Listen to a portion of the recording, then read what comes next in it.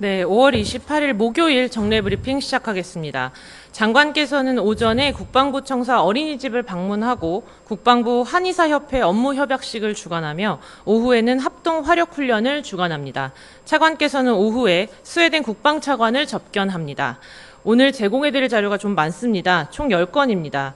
첫 번째로 안규백 국방부 장관은 5월 29일부터 31일까지 싱가포르에서 개최되는 제23차 아시아 안보회의에 참가합니다.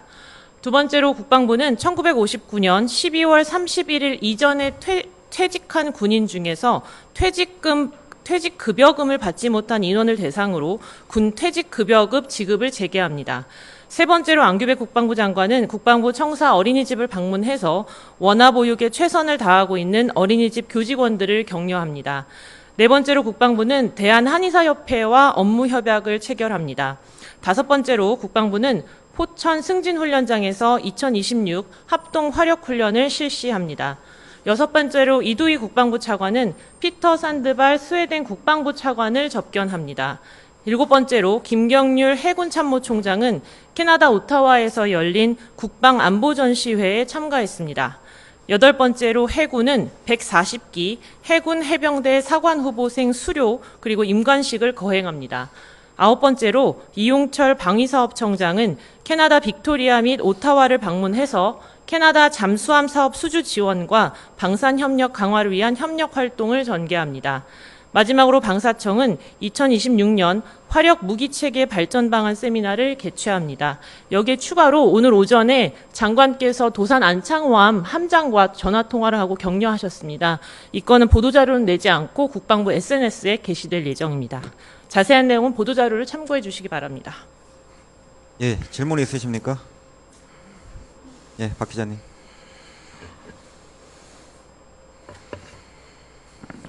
네, 안녕하세요. 군사저널 박정아입니다. 북한이 지난 26일 서해상으로 발사한 탄도미사일과 집속탄 등에 대한 정밀 분석 결과가 나왔는지요.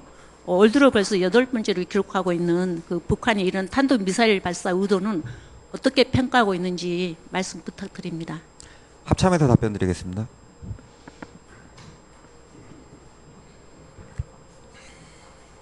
합참 공보시장입니다.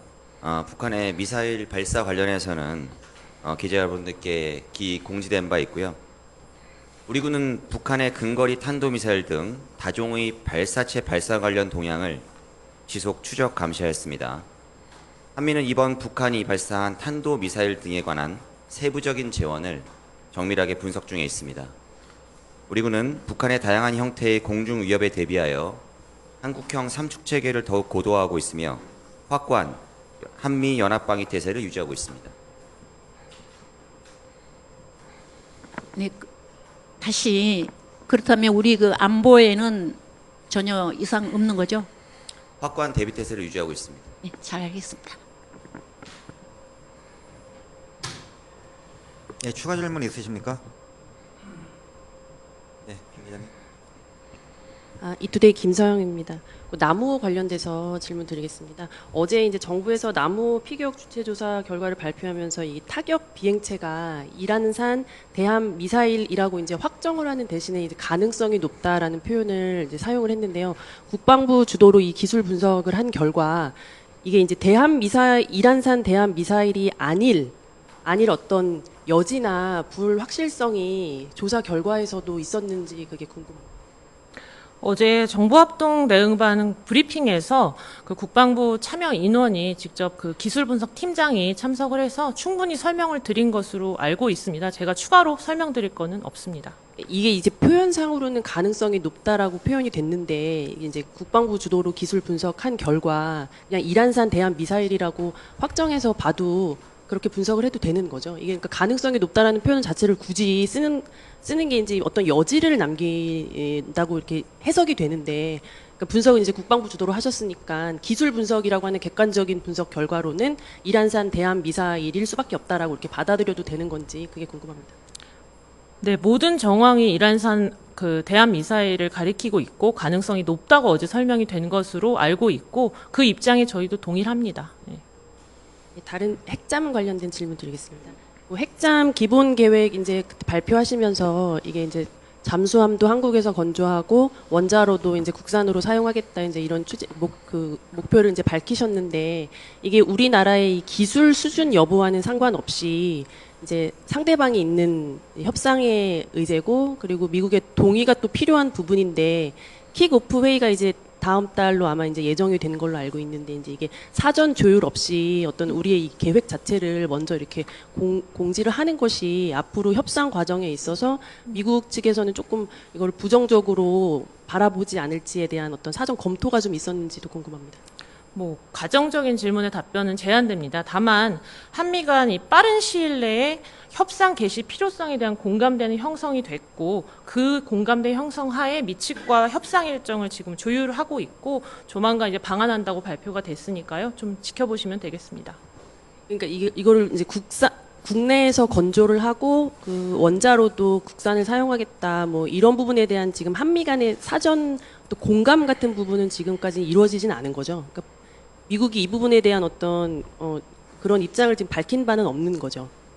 일단 정상 간에 그 합의가 됐고 그 이후에 아시겠지만 아직 실무 협의가 개시되지 않았습니다. 그래서 그런 구체적인 내용을 그 실무 협상이 개시되면 논의가 될 것이고 일단은 이제 국내 건조 관련해서는 한국은 이미 다수의 국내외 원전 건설 그리고 운용을 통해서 원자로 설계부터 건설, 운용까지 전주기 수행 능력을 입증했고 현재 민수용 소형 원자로도 활발히 개발하고 있습니다.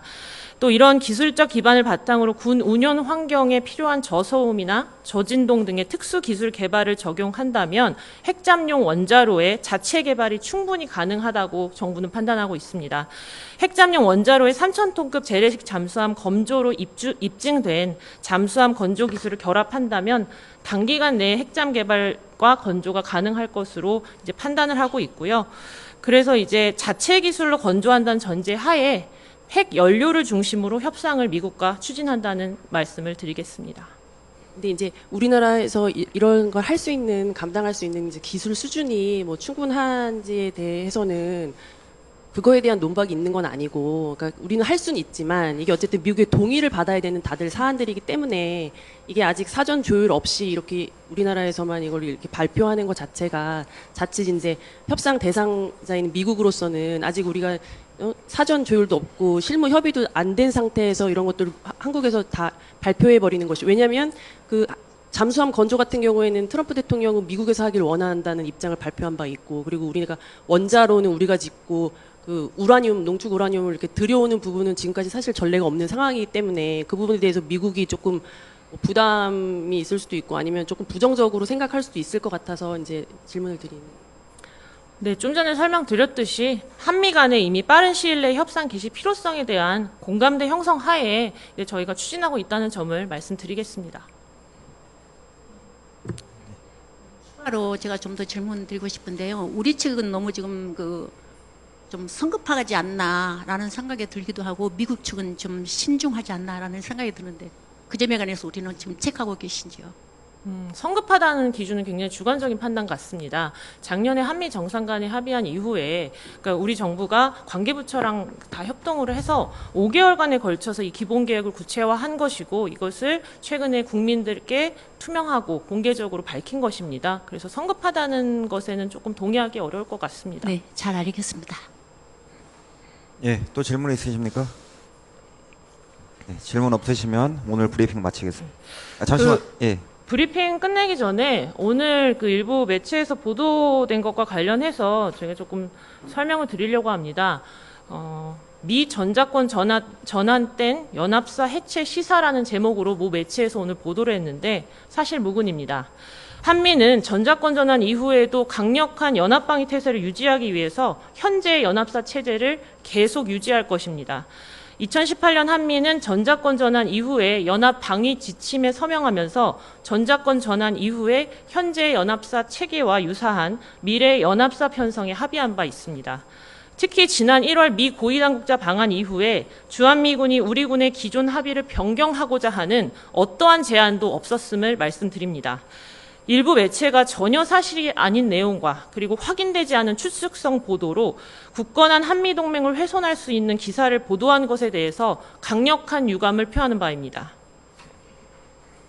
예, 이상으로 오늘 브리핑 마치겠습니다.